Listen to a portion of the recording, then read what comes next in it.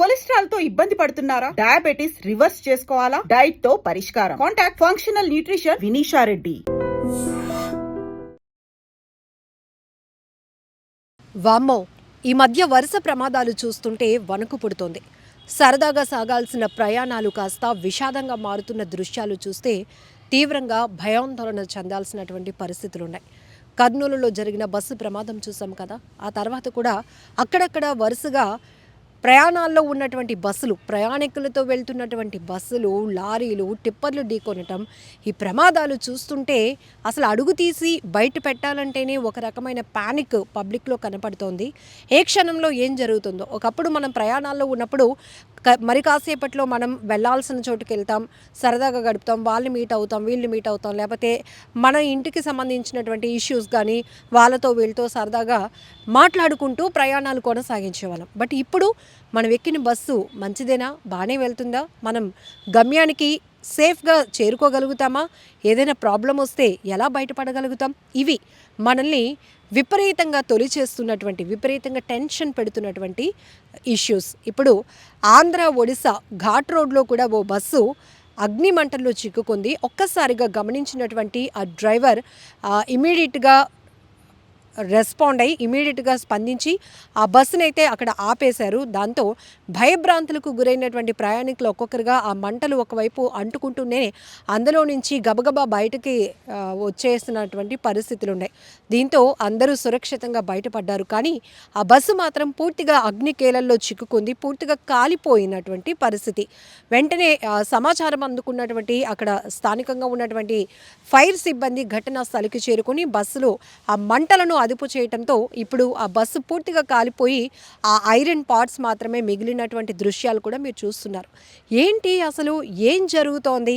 అదేంటి, మనం ఎప్పటి నుంచో కూడా ఇట్లాంటి ట్రావెల్స్ చేస్తున్నామే, ఈ మధ్య ఎందుకు ఇలా ఈ బస్సు ప్రమాదాలు, 4 వీలర్స్ ఇట్లాంటివన్నీ ఇలా జరుగుతున్నాయి? కార్లు వెళ్తున్నటువంటి కారులో నుంచి పొగలు రావటం, లేకపోతే వెళ్తున్నటువంటి బస్సును వచ్చి ఏ టిప్పరో ఢీకొట్టేయటం, ఇట్లాంటివి ఎందుకు జరుగుతున్నాయంటే దీంతోపాటు ఒకటి నిర్లక్ష్యపు డ్రైవింగ్, అతి వేగం, ఈ రెండు ప్రధాన కారణమైతే ఈ భారీ వాహనాల్లో ఫిట్నెస్ లేకపోవడం అనేది కూడా మరో పెద్ద కారణంగా చూస్తున్నాం. అయితే బస్సులకు సంబంధించి కావచ్చు, మనం ఫిట్నెస్ అనేది చెక్ చేస్తూ ఉంటారు. ట్రావెల్ అంటే ప్రయాణం మొదలుపెట్టే ముందు కూడా డిపోస్లో ఫిట్నెస్ చూసుకున్న తర్వాతే దాన్ని సర్వీస్కి పంపడం జరుగుతుంది అని ఆఫీసర్స్ చెప్తారు. బట్ కొన్ని ఘాట్ రోడ్లు కావచ్చు, సర్వీస్ అయిపోయినటువంటి వెహికల్స్ కూడా ఇప్పుడు రన్నింగ్ కండిషన్లో మూవ్ చేయటం వల్ల కూడా కొన్ని ప్రమాదాలు జరుగుతున్నాయి.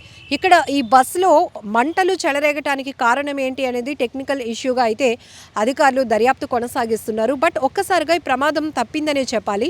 విశాఖ నుండి జైపూర్ వైపు వెళ్తున్న క్రమంలోనే ఇది పాచిపెంట మండలం దగ్గర ఈ ప్రమాదం అనేది చోటు చేసుకుంది. మరోవైపు ఏలూరులో మరొక బస్సు నేరుగా వెళ్ళి చెట్టును ఢీకొనటంతో ఒక్కసారిగా ఆ శబ్దానికి అందులో ప్రయాణిస్తున్న వారు తీవ్ర భయాందోళనకు గురై పరుగులు పెట్టి బస్సు నుంచి కిందకి దిగిన దృశ్యాలు కూడా మీరు చూస్తున్నారు.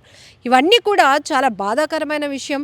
అసలు ఎప్పుడు ఎలా మన ప్రయాణం ముగుస్తుందో కూడా తెలియలేనటువంటి పరిస్థితులు ఉన్నాయి. బట్ కర్నూలు పెద్దటేకూరులో జరిగిన తీవ్ర విషాదకర ఘటన, ఆ బస్సు ప్రమాదం తర్వాత కూడా మనం ఎప్పటికప్పుడు ఆర్టీఓ అధికారులు కూడా అలర్ట్ అయిపోయి ప్రైవేట్ ట్రావెల్ బస్సుల పైన పెద్ద ఫోకస్ పెట్టేసి అందులో అన్ని నిబంధనలు ఉన్నాయా లేవా, వారు అన్నీ ఫాలో అవుతున్నారా లేదా, ఇట్లాంటి హడావిళ్ళు కూడా మనం చూస్తున్నాం. బట్ ఆర్టీసీ వరకు వస్తే ఆర్టీసీ కానీ టూరిజం ఇవేంటంటే లాంగ్ జర్నీ చేయాల్సినటువంటి పరిస్థితులు, కెపాసిటీకి మించి ప్రయాణికుల్ని ఎక్కిస్తున్నారు. ఏదైనా ప్రమాదం జరిగినా కూడా ఆ విషాద ఘటన పెద్దది అంటే పెద్ద ప్రమాదంగా మారటానికి కారణం కూడా అందులో ఎక్కువ మంది ప్రయాణికులు ఉండటం కూడా.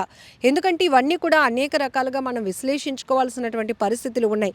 ఈ మధ్యలో మనం చూస్తున్నాం అతి వేగం, నిద్ర లేకపోవడం, మరీ ముఖ్యంగా చాలామందికి ఈ హెవీ వెహికల్స్ ఎవరైతే డ్రైవ్ చేస్తారో, నైట్ టైం జర్నీ చేసే లారీలు కావచ్చు, టిప్పర్లు కావచ్చు, లేకపోతే లాంగ్ రన్ ఏదో టూర్కి వెళ్తున్నటువంటి వెహికల్స్ కావచ్చు, ఏంటంటే నిద్రమత్తు వచ్చినప్పుడు ఒక సేఫ్ ప్లేస్లో కార్నో లేకపోతే ఆ వెహికల్ని కాసేపు ఆపి చల్లనీళ్ళతో ఫేస్ వాష్ చేసుకోవడమో, లేకపోతే ఒక 10 నిమిషాలు రెస్ట్ టైం కింద ఉండటమో, ఇట్లాంటి సేఫ్ జర్నీకి కావాల్సిన ప్రికాషన్స్ తీసుకుంటేనే మనం సేఫ్గా ఉండగలుగుతాం. లేదు అంటే ఒక్క నిర్లక్ష్యం, ఎందుకులే కాసేపు వెళ్తే వెళ్ళిపోతాం కదా అనుకుంటే కను రెప్పపాటులోనే ప్రమాదాలు జరిగిపోతున్నాయి. కను రెప్పపాటులోని వాహనాలు బలంగా ఢీకొంటున్నాయి.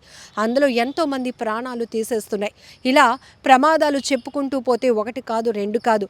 ట్రైన్లో వెళ్దామన్నా ప్రమాదాలు జరుగుతున్నాయి, బస్సులో వెళ్తున్నా బస్ ప్రమాదాలు జరుగుతున్నాయి, ఫ్లైట్ ప్రమాదాలు చూస్తున్నాం.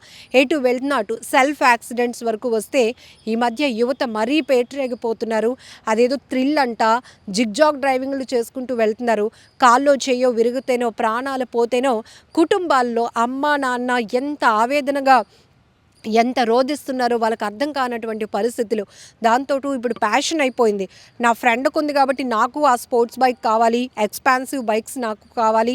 ఇట్లాంటి డిస్కషన్స్ కూడా విపరీతమైన ఒత్తిడి పేరెంట్స్ మీద తెస్తున్నారు. మరికొంతమంది పేరెంట్స్ అయితే పిల్లల్ని ఎందుకు ఇబ్బంది పెట్టడం, ఏదో రకంగా అప్పో చేసి కొనిచ్చేద్దాం, వాడు అడిగింది ఇదే కదా, అది అడిగి లేకపోతే బ్లాక్మెయిల్ చేస్తున్నాడు అని ఒక స్టెప్ తీసుకొని వాళ్ళు అప్పు చేసుకొని ఇస్తే అప్పుడు కూడా ప్రాణాలు పోతున్న ఘటనలు.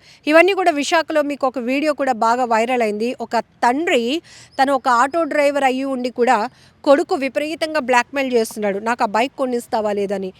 కొనకముందు చచ్చిపోతాను అన్నాడు మేడం, కొన్నాక కూడా చచ్చిపోయాడు మేడం అంటూ సింగిల్ స్టేట్మెంట్ ఆయన చెప్పిన మాట ప్రతి ఒక్కరిని చాలా హార్ట్ టచ్ చేసింది. ఎందుకంటే అంత ఒత్తిడి ఎందుకు, అవసరమా?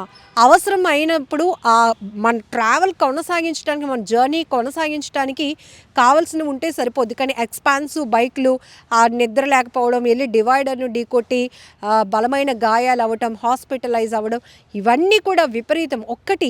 మనం ఒక్కసారి కనుక లైఫ్ మీద మనం ఫోకస్డ్గా ఆలోచిస్తే కనుక మనకి ఏది అవసరం ఏది అనవసరం అనేది తెలుసుకునే ఆ సెల్ఫ్ కంట్రోల్ అనేది మీలో ఉంటే కనుక ఇట్లాంటి ప్రమాదాలు జరగటానికి కూడా చాలా తక్కువ జరగటానికి అవకాశం కూడా 100% ఉంటుంది.